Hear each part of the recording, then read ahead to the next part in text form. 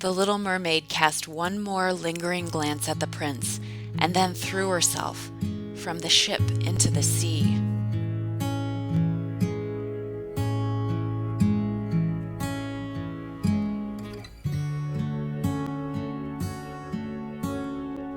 Today I'm sculpting a Polymer clay mermaid art doll. There's a lot to cover when you're talking doll making, and I didn't want anyone falling asleep on me, so I split this tutorial into 2 parts. In this tutorial, I focus on sculpting the Little Mermaid's head and her hands, and I'll cover everything else in the next tutorial. This is CertainlyCaroline with more Polymer clay fairy tale nonsense. Create your own fairy tale world with my weekly miniature art tutorials. As always, a link to the supplies I used for this tutorial will be in the description below.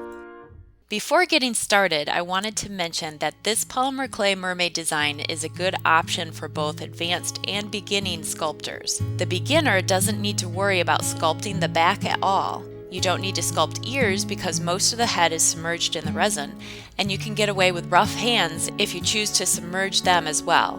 And mermaid tails are a lot easier to sculpt than legs. You can focus your sculpting energy on the face and the upper body. Sculpting the head. I start with a ball of tinfoil and a rough sketch on paper to help get my proportions right.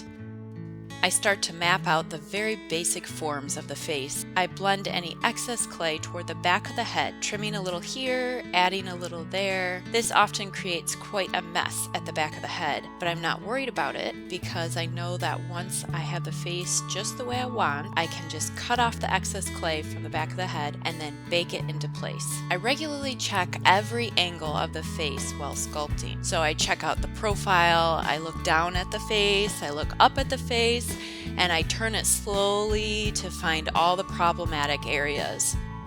There's so much poking and prodding with sculpting. I like the nose, I don't like the nose, too far up in one spot, too far down in the other spot, the lips don't go quite right, the eyes aren't quite aligned. You have to constantly make decisions with a real critical eye.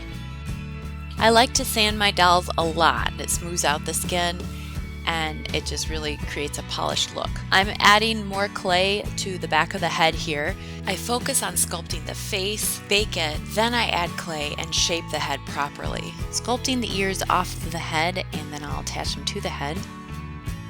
I made a separate tutorial on how to paint your doll's face, so I will provide that link in the description below.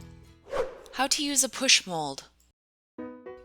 If you really want to make a mermaid, but you really don't want to do the sculpting, you can use a push mold to make the head. I love sculpting, so that's how I make my dolls, but it isn't for everyone. First, dust your push mold with some cornstarch and tap out the excess. Shape your clay into something like this, with kind of a point for the nose. Insert the clay into the mold and push until the clay starts to spill out a bit. Just keep in mind that push molds look easy. There is a bit of a learning curve to them though.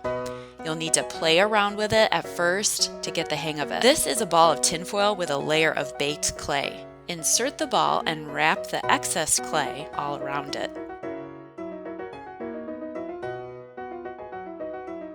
You'll want to use your sculpting tools to give it some personality. And there you have the beginnings of a head. Sculpting the hands. Keep in mind you don't need to make hands at all for this project, or you could just make really rough hands since her hands could just be under her in the water, kind of covered by shells. But if you want to push your artsy self, I won't stop you.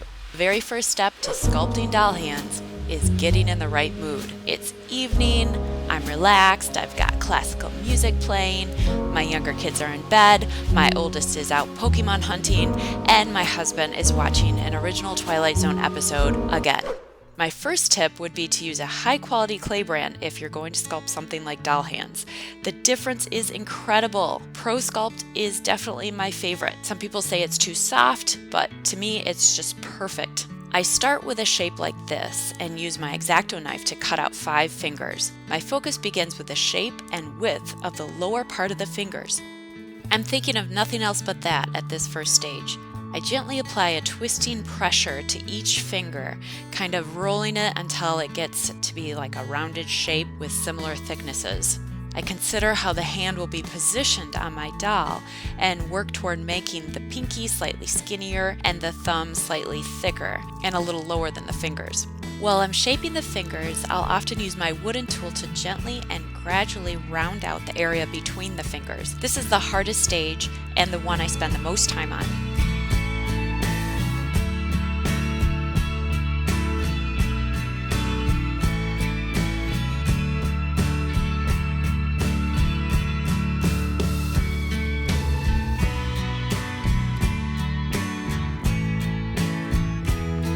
Usually my hands look like this when I'm done with this stage.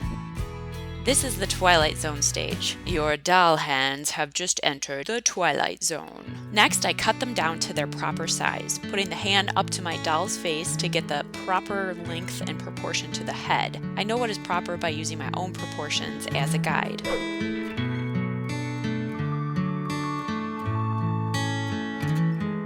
I shape the tips of the fingers by slightly pinching them, ending with a pinch that shapes the nails.